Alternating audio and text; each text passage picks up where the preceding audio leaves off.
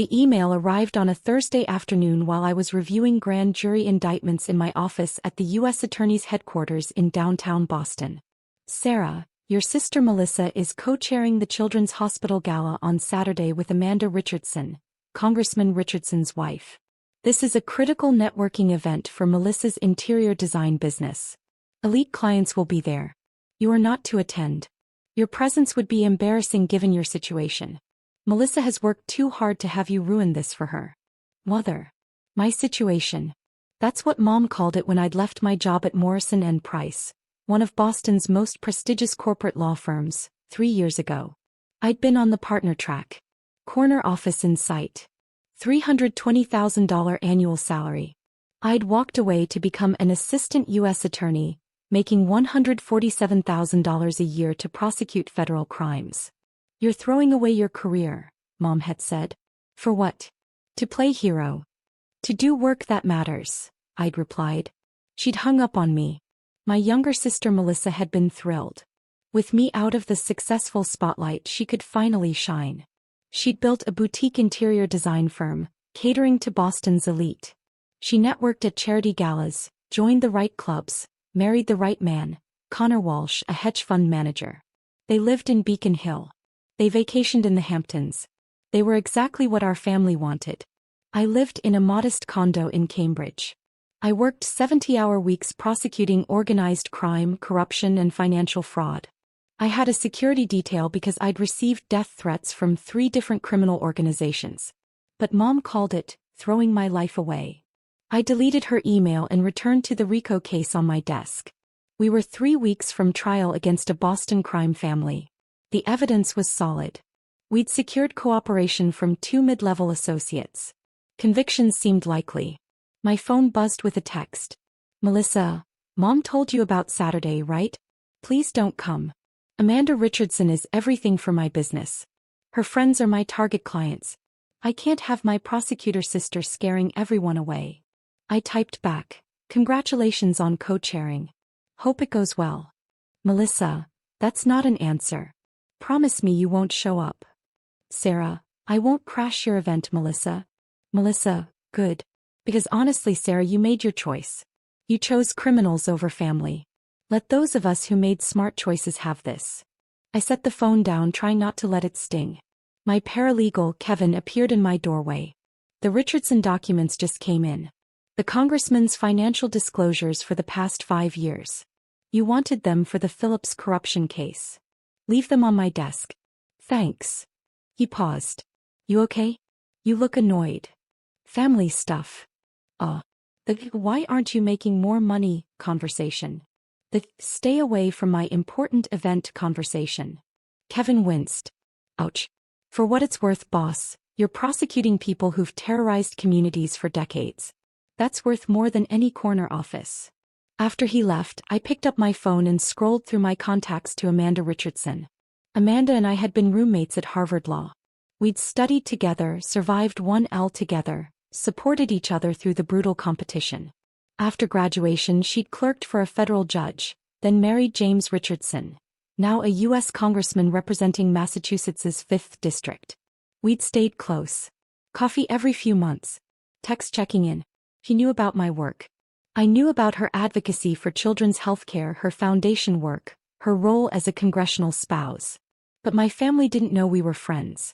They'd never asked about law school. Never asked about my life in those 3 years. They'd been too busy being disappointed I'd chosen Harvard over Yale, where Dad's college roommate was on the board. I pulled up Amanda's last text from 2 weeks ago. Amanda, lunch soon? I miss you. Also, random question. Are you related to Melissa Chin? She's co-chairing the hospital gala with me. I'd responded, yes. My younger sister. How's that going? Amanda, she's enthusiastic. Talks a lot about connections and networking opportunities. Very different energy from you. Sarah, we're very different. Amanda, I'll say. Listen, you should come to the gala. I'd love to catch up, and it's for a good cause. Sarah, I'll think about it. Now, staring at Mom's email and Melissa's text, I made a decision. I texted Amanda. Is the invitation still open for Saturday? Amanda, absolutely. I'll add you to the VIP list. Sarah, I'm so glad you're coming. Sarah, one question, does my family know we're friends? Amanda, your sister? No, I don't think so. She's never mentioned you except to say you work in law enforcement. Why? Sarah, long story. See you Saturday. Growing up, I'd been the golden child until I wasn't. Valedictorian. Harvard Law. Federal clerkship with Judge Patricia Morrison of the First Circuit Court of Appeals, one of the most respected judges in the country. Then I'd made my mistake. Instead of joining Morrison and Price, where Dad had arranged the interviews, I'd accepted a position with the U.S. Attorney's Office. You're turning down $320,000 to make $90,000? Mom had asked, horrified. For what? To prosecute the people who hurt communities. To use my education to protect people who can't protect themselves. That's naive, Sarah. You're naive. Melissa, 23 and fresh out of design school, had smiled. Finally, she wasn't in my shadow. Over the next 3 years, I'd built a reputation. I'd successfully prosecuted a state senator for corruption. I'd taken down a human trafficking ring. I'd secured convictions against organized crime figures who'd operated with impunity for decades. Last year, at 32, I'd been promoted to Senior Assistant U.S. Attorney. The U.S. Attorney himself had recommended me for a federal judgeship when the next vacancy opened. But my family only knew I'd left the good job. They didn't know about the commendations. The cases that made the New York Times. The fact that defense attorneys who'd once been my peers now called me one of the best prosecutors in New England. They'd never asked. Amanda Richardson knew. She texted me after every major case. Saw the news. You're incredible.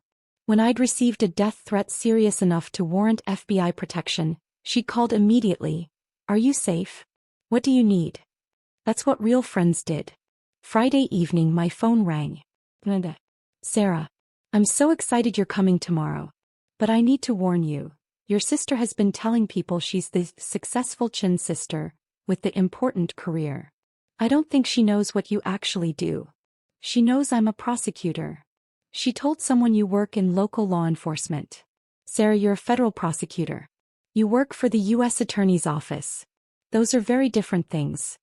I haven't corrected her. Why not? Because I got tired of defending my choices. Let her think what she wants. Amanda was quiet. You know James and I are hosting, right? If your family treats you poorly tomorrow, I won't tolerate it. You're my friend. You're also one of the most accomplished lawyers I know. Amanda. I mean it. You clerked for Judge Morrison. You've prosecuted cases that changed policy. The Attorney General mentioned you in a speech last month as an example of excellence in public service. I'm not going to let your family diminish that. After we hung up, I sat in my quiet apartment, wondering if attending was a mistake. My boss, U.S. Attorney Richard Chin, no relation, had a different perspective when I'd mentioned the gala during our weekly briefing. You should go, he'd said. Amanda Richardson is an important advocate for issues we care about. Her husband sits on the House Judiciary Committee. These relationships matter. My family will be there. The family that doesn't speak to you because you chose public service? That's the one. He'd smiled grimly. Then they should see what you've become. Not to prove anything to them but to remind yourself. You're a damn fine prosecutor, Sarah. Don't let anyone make you forget that. Saturday arrived. The gala was at the Four Seasons, black tie, $1,000 per plate. I wore a navy gown I'd bought for legal conferences and arrived at 7:15 p.m. The ballroom glittered with Boston's elite. I recognized faces from the news. Philanthropists, business leaders, old money families. At the entrance, Melissa stood with Amanda, greeting guests. Melissa looked stunning in an emerald dress, her blonde hair perfectly styled. She was mid-conversation with an older couple, gesturing animatedly about timeless design principles. Amanda saw me first. Her face lit up. Sarah. She crossed the entrance hall and pulled me into a hug. You look beautiful. I'm so glad you're here. Melissa's head whipped around. Her smile froze. Sarah? What are you doing here? Amanda invited me, I said simply. Know each other? Amanda laughed. Know each other? Sarah was my roommate at Harvard Law. We've been friends for over a decade. Melissa's face went pale. Your roommate. Best friends actually, Amanda continued warmly. Sarah, come meet everyone. You know Congressman Richardson, of course. James Richardson, tall and distinguished in his tuxedo, shook my hand. Miss Chin. Amanda talks about you constantly. It's wonderful to finally meet in person. The pleasure's mine, Congressman. Please call me James. Anyone who helped Amanda survive 1L has earned first-name basis. He turned to the couple Melissa had been speaking with. May I introduce Sarah Chin? She's a senior assistant U.S. attorney, one of the finest prosecutors in Massachusetts. Sarah, this is Robert and Eleanor Whitmore. Robert Whitmore's eyebrows rose. The Sarah Chin? Who prosecuted the Giordano case? Yes, sir. Remarkable work.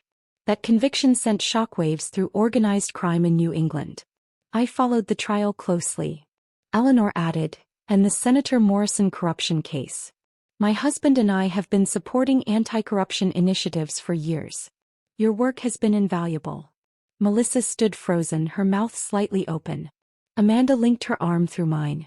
Come on, I want you to meet the hospital's board chair. She's been asking about you since she heard you were coming.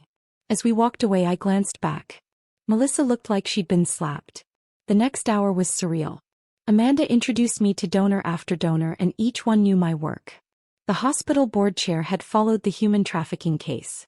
A philanthropist asked about federal-state cooperation in white-collar crime prosecution. A retired judge mentioned he'd read one of my appellate briefs and found it masterfully argued. You didn't tell me you were famous, Amanda teased during a quiet moment. I'm not famous. I'm just good at my job. Sarah, the Attorney General quoted you in a speech. That's famous in legal circles. Across the room I saw Melissa watching us. She stood with Mom and Dad, who'd arrived late. Mom's face was pinched with confusion. Dad looked uncomfortable. At 8:30, Amanda tapped her champagne glass for attention. The room quieted as she stepped onto the small stage at the front of the ballroom. Good evening, everyone. Thank you so much for supporting Children's Hospital tonight.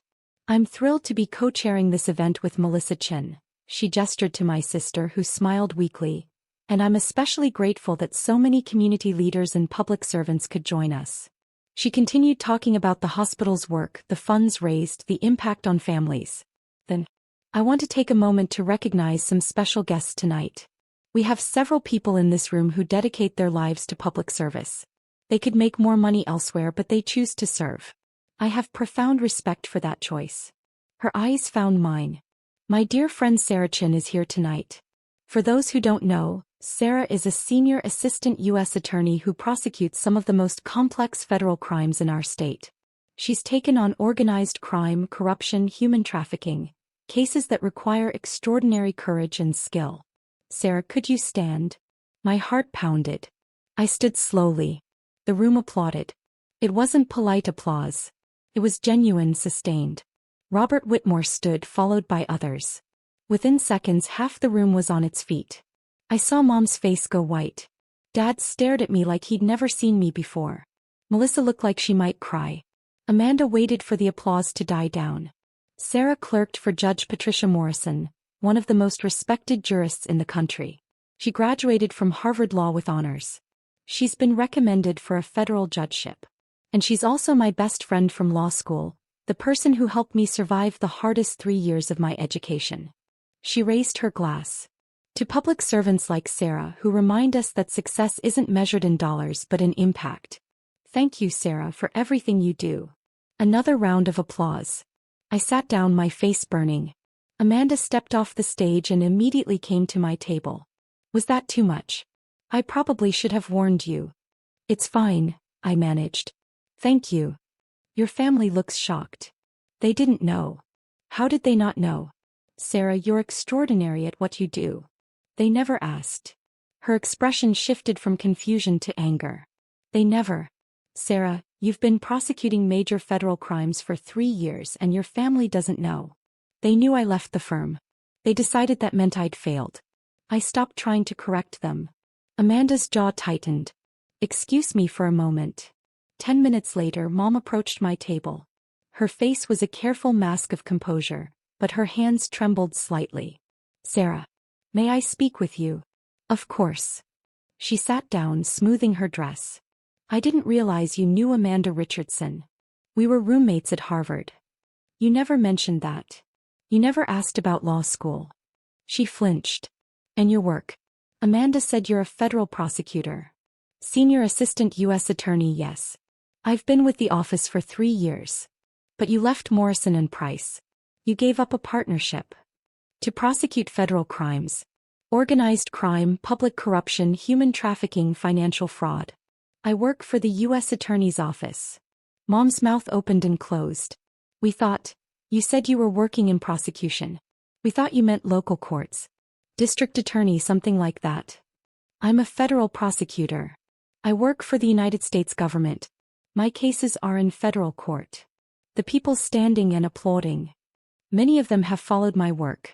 Or they support the issues I've prosecuted.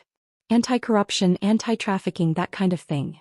She looked genuinely lost. Why didn't you tell us? I did tell you. When I took the job, I explained exactly what it was. You told me I was throwing my life away. After that, I stopped trying to explain.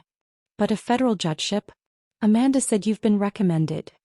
The U.S. Attorney recommended me when the next vacancy opens. It's not guaranteed, but yes, I'm on the list. Mom sat back in her chair. I don't understand. You gave up $320,000 to make what? I make $147,000 now. I got promoted last year. That's less than half. And I'm doing work that matters, Mom. I've put people in prison who hurt communities for decades. I've protected victims who had nowhere else to turn. I clerked for one of the most respected judges in the country. I'm building a reputation as someone who can handle the hardest cases. That's worth more to me than money. But we thought. You thought I'd failed. I know. I met her eyes. You didn't ask. You didn't want to know. You decided who I was, and I let you believe it because I was tired of defending myself. Melissa appeared, her face blotchy from crying. Sarah, I need to talk to you. Melissa. I told everyone you worked in law enforcement. Like a police officer. I didn't know you were a federal prosecutor. I didn't know you were. This. She gestured vaguely at the room where people were still glancing at me with respect. I tried to tell you. Multiple times. You weren't interested. Because you left the firm. You gave up everything. I gave up a job I hated to do work I love. That's not failure, Melissa. She wiped her eyes. Amanda Richardson is my biggest networking opportunity. These people are my target clients. And now they all know you're my sister, the federal prosecutor who clerked for a famous judge and gets recommended for judgeships. How am I supposed to compete with that? I stared at her. This isn't a competition. It is to Mom and Dad. It always has been. And I finally had something where I was the successful one, where I was the one they bragged about, and now, her voice cracked. Tao, you're this. I've been this for 3 years, Melissa. You just didn't ask. Dad approached next, looking uncomfortable in his tuxedo. Sarah. That was quite an introduction Amanda gave you. Yes. Federal prosecutor. I have to admit, I didn't fully understand what you were doing. I explained it when I took the job. You said you were leaving Morrison and Price for the U.S. Attorney's Office. I suppose I thought that was a lateral move to a less prestigious position. It was a move to the most prestigious criminal prosecution office in the state, Dad. Federal prosecutors handle the cases local offices can't. Organized crime. Corruption. Multi-state fraud. These aren't small cases. He adjusted his glasses. The Whitmore Foundation donated $50,000 tonight. Robert Whitmore spent 20 minutes talking about your work on the Giordano case. He called it landmark prosecution. It was a significant RICO case, yes. Why didn't you tell us about these successes? I laughed, a bitter sound. You told me I was throwing my life away. You haven't asked about my work in 3 years. You didn't invite me to family events because I might bring down the mood, with my unfortunate career choice. Why would I share my successes with people who'd already decided I'd failed? His face reddened. We were concerned about your future. No, you were concerned about status. About what you could tell your friends. My daughter, the federal prosecutor who clerks for prestigious judges, doesn't sound as impressive as my daughter, the partner at Morrison and Price, until you actually understand what federal prosecution means. That's not fair. Isn't it? Mom sent me an email telling me to stay away from tonight because my situation would embarrass Melissa. My situation. My career prosecuting federal crimes and serving my country is a situation to be hidden. Amanda reappeared at my elbow. Sarah, I'm so sorry to interrupt, but there's someone I'd like you to meet. Judge Morrison is here. She came as a surprise guest. My heart stopped. Judge Patricia Morrison? Yes. She heard you were attending and wanted to say hello. She's at the VIP table. I excused myself from my father and followed Amanda across the ballroom. At a corner table sat Judge Patricia Morrison, elegant in her 70s, wearing a deep purple gown. She stood when she saw me. Sarah Chin. How wonderful to see you. Judge Morrison. This is an honor. The honor is mine. I've been following your work. The Phillips corruption case. That was masterful. Your RICO prosecution against the Giordano family used precedents I set 15 years ago. You built on them beautifully. Thank you. Your opinions were foundational to our strategy. She smiled. I heard through the grapevine that you're on the list for the next federal appointment. The U.S. Attorney was kind enough to recommend me. Richard Chin doesn't give recommendations lightly. He told me you're one of the finest legal minds he's worked with. She paused. When the time comes, I'll be calling the Senate Judiciary Committee myself. You clerked for me. I know your work. You'd make an excellent judge. Behind me I heard a soft gasp. I turned to see Melissa standing a few feet away, champagne glass in hand, having apparently followed me across the room. Judge Morrison noticed her. And you are? Melissa Chin. Sarah's sister. The interior designer. Amanda mentioned you're co-chairing tonight. Wonderful work for a wonderful cause. Thank you, Your Honor. Melissa's voice was faint. The judge turned back to me. Sarah, let's have lunch soon. I want to discuss the appellate brief you filed last month. The Fourth Amendment arguments were particularly innovative. After Judge Morrison returned to her table, Melissa grabbed my arm. A federal judge just said she's going to call the Senate for you. Sarah, do you understand what that means? It means she thinks I'd be a good judge. It means you're going to be a federal judge. Before you're 35. Do you have any idea how rare that is? It's not confirmed, Melissa. But it's going to happen. Everyone here knows it. Robert Whitmore told me you're one of the brightest legal minds in your generation. Eleanor Whitmore asked if you were related to me, and when I said you were my sister, she said, you must be so proud. Melissa's eyes filled with tears. And I realized I've never once been proud of you. I've only been jealous. The gala ended at midnight. I was gathering my coat when Amanda found me. Leaving so soon? It's been a long night. Sarah, I'm sorry if I put you on the spot with the introduction. Your family was treating you like you were an embarrassment and I couldn't stand it. You're not an embarrassment. You're extraordinary. Thank you for having my back.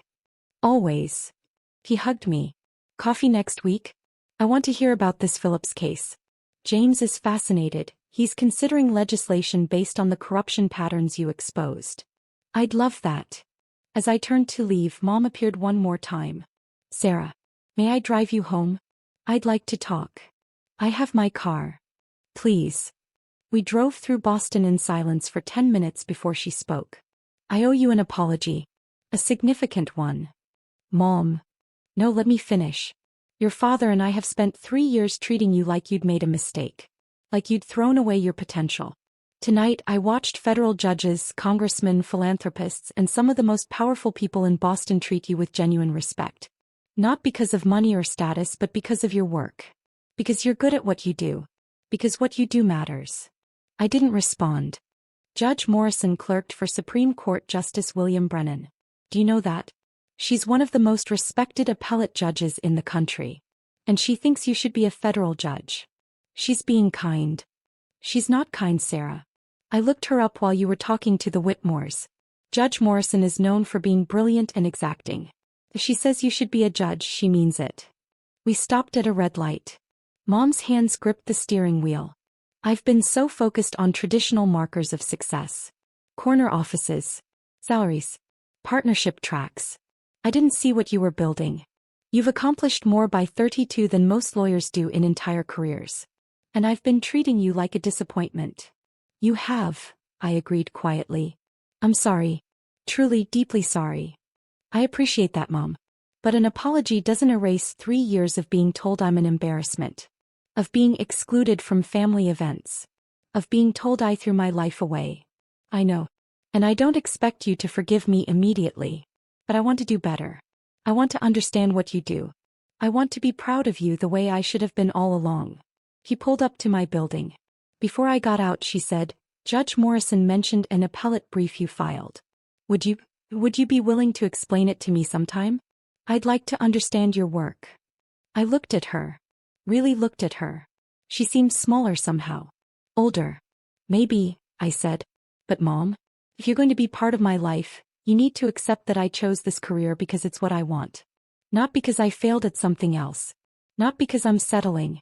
Because prosecuting federal crimes is what I'm meant to do. I understand.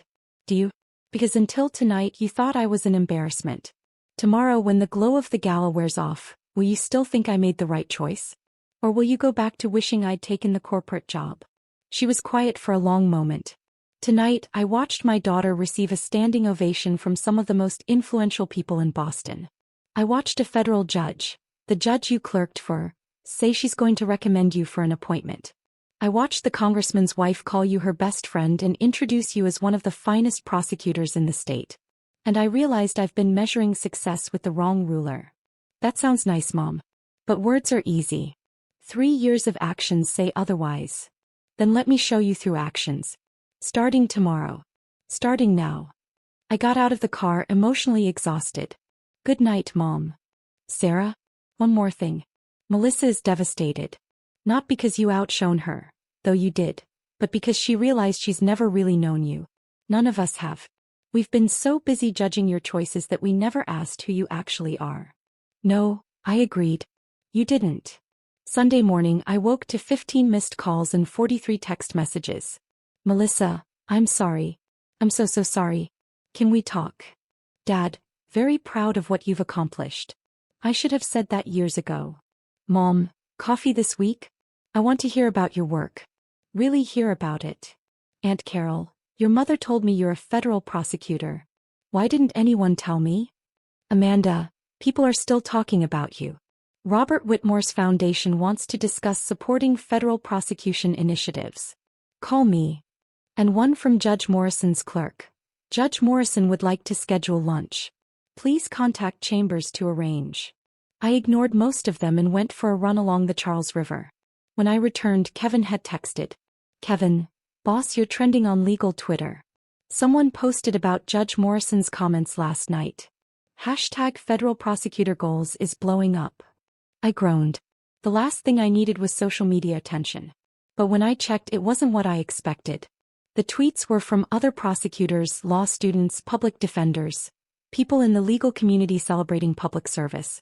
At Legal under he, Judge Morrison calling for Sarah Chen's appointment is huge. Chen's work on organized crime and corruption is textbook level. This is what excellent prosecution looks like. At Harvard Law 2L, just read about Sarah Chen. Federal prosecutor at 29, recommended for judgeship at 32. She's the reason I want to do public interest law. At public defender, Chen and I are on opposite sides, but I respect the hell out of her work. Fair, ethical, brilliant. She'd make an outstanding judge. My phone rang. U.S. Attorney Richard Chen. Sarah, I'm getting calls about last night. What happened? Amanda Richardson introduced me at a charity gala. It got more attention than expected. He laughed. Judge Morrison called me this morning. She's moving forward with her Senate recommendation. She said, and I quote, Sarah Chen is exactly the kind of prosecutor who should be on the bench. Smart, principled, and unafraid of hard cases. Sir, I don't know what to say. Say you'll accept if the appointment comes through. We need judges like you, Sarah. People who chose this work because it matters, not because it's a stepping stone. After we hung up, I sat on my couch processing. 3 years ago, I'd walked away from prestige and money to do work I believed in. My family had called it a failure. They'd excluded me, dismissed me, treated me like an embarrassment. But I'd built something real. I'd prosecuted cases that changed lives. I'd earned the respect of judges, colleagues, and even opponents. I'd made a difference. That was what success actually looked like. On Monday, Melissa showed up at my office unannounced. The receptionist said you were in trial, she said, looking around my utilitarian government office. But your paralegal said you had 15 minutes between sessions. What are you doing here? I came to apologize. Actually apologize, not just text you. She sat down without being invited. Sarah, I've spent 3 years thinking I'd finally escaped your shadow. That I was the successful one, the one mom and dad were proud of. And then Saturday happened and I realized I've never been in your shadow. I've been living in complete ignorance of who you actually are. Melissa. No, let me finish. You prosecute organized crime. You put mobsters in prison. You've had death threats serious enough for FBI protection. I saw the security detail outside this building, Sarah. You're doing actual, dangerous, important work. And I've been calling you a failure because you don't make as much money as I wanted you to make. You were focused on different measures of success. I was focused on the wrong measures. Completely wrong. She wiped her eyes. Judge Morrison sat next to me at dinner after you left. He told me about your work. About a human trafficking case where you saved 17 women. About a corruption case that changed state policy. About how you could have stayed at Morrison and Price and made millions, but you chose to serve instead. She said that. She said you're one of the finest examples of what a law degree should be used for. And she asked me if I understood how rare it is to have a sibling who's genuinely changing the world. Melissa's voice broke. I said I didn't. Because I've been too busy being jealous to notice. I didn't know what to say. Can we start over? She asked. Can I actually get to know my sister? The real one, not the failure I invented in my head. Maybe, I said carefully. But Melissa, I'm not going to defend my career anymore. I'm not going to apologize for choosing public service. If you're going to be part of my life, you need to accept that this is what I do. I do accept it. Finally, I actually do. Over the next 3 months, things shifted slowly. Mom started asking about my cases. She couldn't know details, confidentiality rules. But she asked about the work, the challenges, what it meant to prosecute federal crimes. She attended a public lecture I gave at Harvard Law about corruption prosecution. Dad sent me an article about federal judicial appointments with a note. Proud of you. Should have said this years ago. Melissa invited me to coffee weekly. She asked about law school, about my friendship with Amanda, about the career path I'd chosen. She stopped comparing us. Judge Morrison and I had lunch monthly. She mentored me on appellate strategy, judicial temperament, the realities of life on the bench. Amanda became an even closer friend. We worked together on criminal justice reform initiatives. Her husband introduced legislation based on patterns I'd identified in corruption cases. In March, a federal judgeship opened in the District of Massachusetts. The U.S. Attorney submitted my name. Judge Morrison called the Senate Judiciary Committee. Amanda's husband, now a ranking member of the committee, supported the nomination. In June, I was confirmed as a United States District Court judge at 33 years old. The investiture ceremony was on a Tuesday morning. The courthouse was packed. My team from the U.S. Attorney's office filled 3 rows. Colleagues, defendants I'd prosecuted fairly, public defenders I'd opposed, all came to witness. Judge Morrison administered the oath. Do you solemnly swear to administer justice without respect to persons, and do equal right to the poor and to the rich, and that you will faithfully and impartially discharge and perform all the duties incumbent upon you as United States District Judge under the Constitution and laws of the United States, so help you God? I do. My family sat in the front row. Mom cried. Dad beamed. Melissa smiled through tears. After the ceremony, during the reception, Mom pulled me aside. 3 years ago, I told you that you'd thrown your life away. I remember. I was wrong. Catastrophically, painfully wrong. You didn't throw anything away. You built something extraordinary. And I'm sorry it took me so long to see it. Thank you, Mom. Your Honor, she corrected, smiling through tears. I have to call you that now. Amanda approached, champagne in hand. Judge Chin. Has a nice ring to it. It still feels surreal. It shouldn't. You earned this. Every single step. She raised her glass. To my best friend from Harvard Law. The one who chose the hard path, the meaningful path, and showed everyone what success actually looks like. As I looked around the courthouse, at the colleagues who'd supported me, the family who'd finally understood me, the friends who'd believed in me all along, I realized something. I hadn't needed their validation to succeed. But having it finally after 3 years of being called a failure, that felt pretty damn good.